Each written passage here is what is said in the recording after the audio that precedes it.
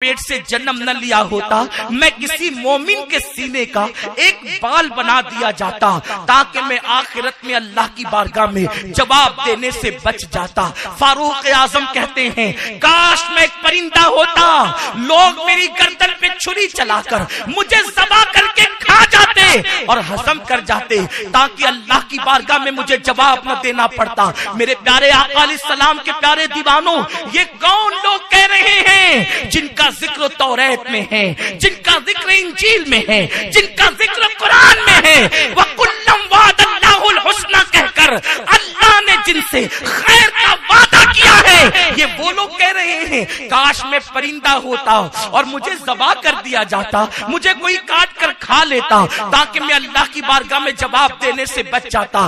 میری قوم کے جوانوں، میں تم سے پوچھنا چاہتا ہوں جو امام الانبیاء کے پیچھے نمازیں پڑھیں، جو امام الانبیاء کے ساتھ جہاد پر جائیں، بلکہ جن کے گھوڑوں کی سم سے لگنے والی دھول کی قسم قرآن میں اللہ یاد کرے، وہ لوگ رو رہے ہیں آخرت کی فکر کر کے، آخرت کی یاد کر کے، رب کی بارگاہ میں کھڑے ہونے کے تصور سے وہ کانپ رہے ہیں، رب کی بارگاہ میں جواب دہی کے تصور سے وہ کانپ رہے ہیں۔ کون کانپ رہے ہیں؟ جن کی راتیں تلاوت قرآن میں گزرتی ہے۔ کون کانپ رہے ہیں؟ جو چہرے رسول دیکھ کر اپنے شب و روز کو گزارتے ہیں۔ کون کانپ رہے ہیں؟ جن کے لیے قرآن وعد اللہ الحسنى کہہ کر ان کی بشارتیں بیان کر رہا ہے، ان کی عظمتوں کا اظہار، کبھی والذین معہ کہہ کر، اشداء علی الکفار کہہ کر، رحماء بینہم کہہ کر، تراہم رکعا سجدا یبتغون فضلا من اللہ ورضوانا کہہ کر، سیماہم فی وجوہہم من اثر السجود کہہ کر، اللہ اکبر، ان کی فضیلت قرآن بیان کرے، ان کے خطبے قرآن پڑھے، ان کی عظمت قرآن بیان کرے۔ امام الانبیاء جس کے لیے کہے میرے بعد کوئی نبی ہوتا وہ عمر ابن خطاب ہوتا، وہ امام الانبیاء جس کے لیے کہے کہ اللہ اکبر، معراج میں میرے خدا نے جس انداز سے مجھ سے بات کی وہ آواز ابو بکر صدیق کی آواز تھی۔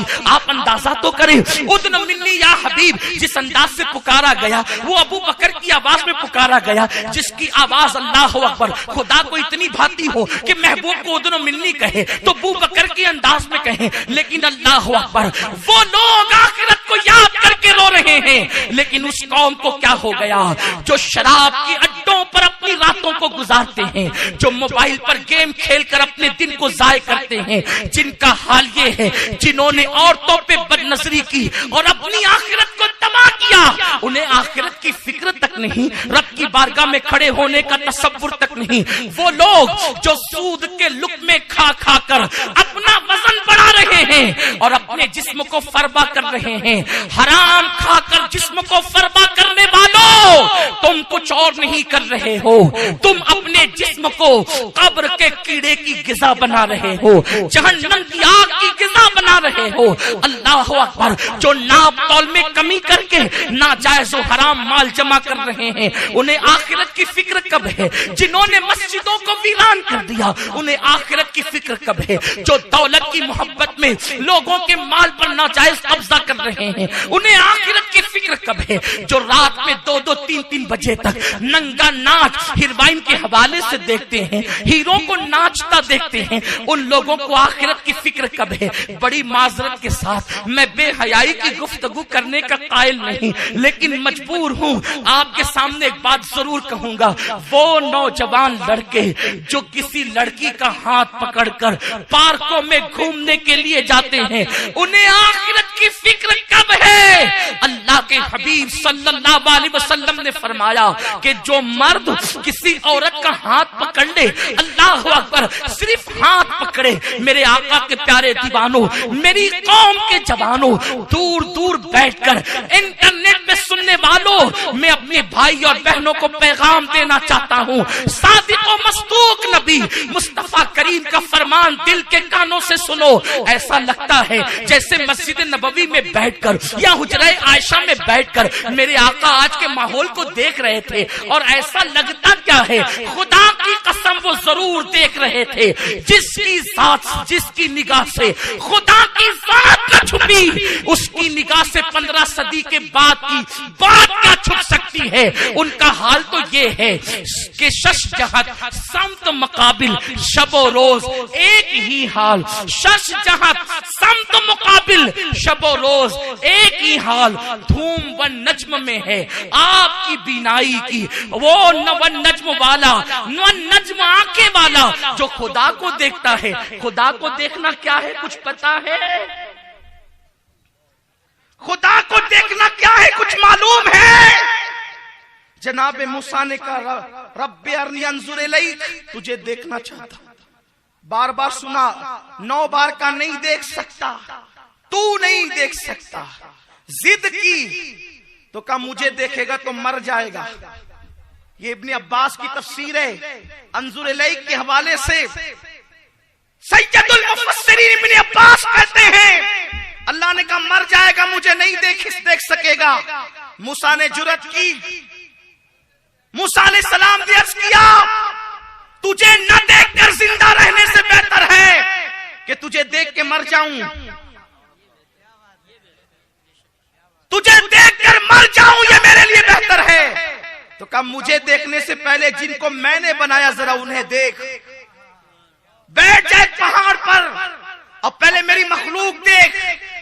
وہ لوگ جو ہم سنیوں کو تانا دیتے ہیں کہ کیا بار بار کہتے ہو کہ نبی اپنی طرح بشر نہیں، اپنی طرح بشر نہیں، ارے اپنی طرح تو ہے، تبھی تو بازار میں گھومتے ہیں، تبھی تو عائشہ سے نکاح کرتے ہیں، تبھی تو فاطمہ کو گود میں کھلاتے ہیں، فاطمہ الزہرا کے لیے اٹھ کر کھڑے ہوتے ہیں، حسنین کا جھولا جھلاتے ہیں، فاطمہ کی چکی چلاتے ہیں، جنگوں میں شرکت کرتے ہیں، کنکری اٹھا کر مارتے ہیں۔ ہم کہتے ہیں نادان، یہی بات تو ہے جو ایک پردے میں آئے تو اسے پہچان نہیں سکتا۔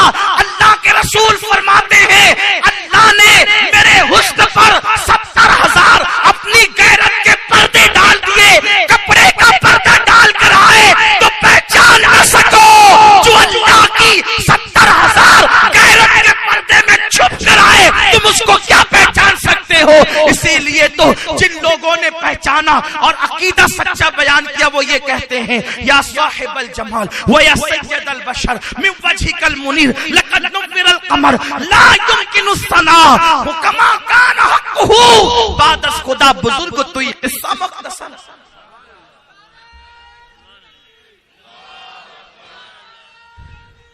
میں اپنے جوانوں سے کہنا چاہتا ہوں اپنی طرح نہیں بلکہ وہ موسیٰ کی طرح بھی نہیں، اسی لیے تو کہا بیٹھ موسیٰ، مجھے دیکھنے سے پہلے جنہیں میں نے بنایا اور وہ بھی کن فرما کر بنایا، ذرا اس کن کا جلوہ دیکھ۔ پہلے آسمان کے فرشتوں کا نکل آؤ، پہلے آسمان کے فرشتے اس طرح آئے جیسے بجلی کڑکتی ہے ویسے وہ ذکر کر رہے تھے۔ حضرت موسیٰ ڈر گئے، پیچھے کو ہٹ گئے مخلوق دیکھ کر۔ توجہ فرمائیں، مخلوق دیکھ کر موسیٰ علیہ السلام ہیبت میں پڑے۔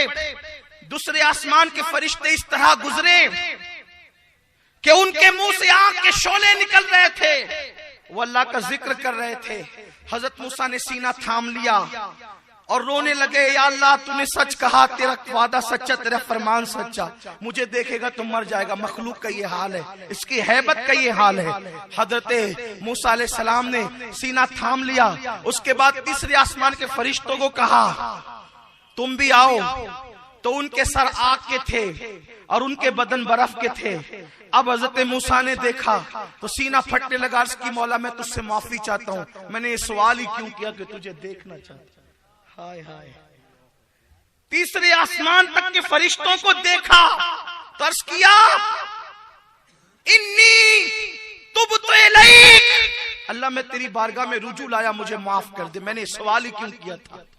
توجہ فرمائیے، موسیٰ ہے، یہ جناب موسیٰ ہے، یہ جناب موسیٰ ہے جو کہتے ہیں تجھے دیکھنا چاہتا ہوں، جواب آیا نہیں دیکھ سکتا، اور اس کے بعد تیسری آسمان کی مخلوق دکھائی تو جناب موسیٰ کہتے ہیں میرا سینہ پھٹنے لگا اور میں نے عرض کی مجھے معاف کر دے، اور اس کے بعد پھر کہا کہ ذرا اور بھی دیکھ لے، تو جناب جبریل آئے، عرض کیا موسیٰ صبر کریں اور دیکھ تو لیں۔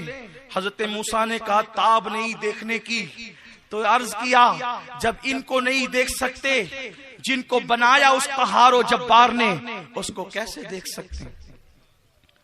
اس کو کیسے دیکھ سکتے ہیں؟ لیکن یہ تمہارا اور میرا نبی ہے، یہ تمہارا اور میرا نبی ہے، ہمارے آقا ہیں، قربان جائیں۔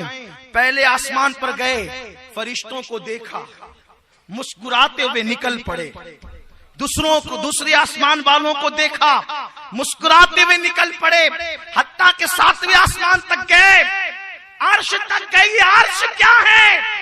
جبریل اور میکائیل کہتے ہیں اللہ نے جس دن سے عرش بنایا، رہتے اتنے قریب میں ہے لیکن خدا کی ہیبت کی وجہ سے کبھی عرش کی طرف نظر اٹھا کر نہ دیکھی۔ میکائیل اور اسرائیل و اسرافیل وہ ہیں جو نظر اٹھا کے عرش کو نہ دیکھے۔ آمینہ کا لال وہ ہے جو اپنے قدموں کو عرش پر رکھے۔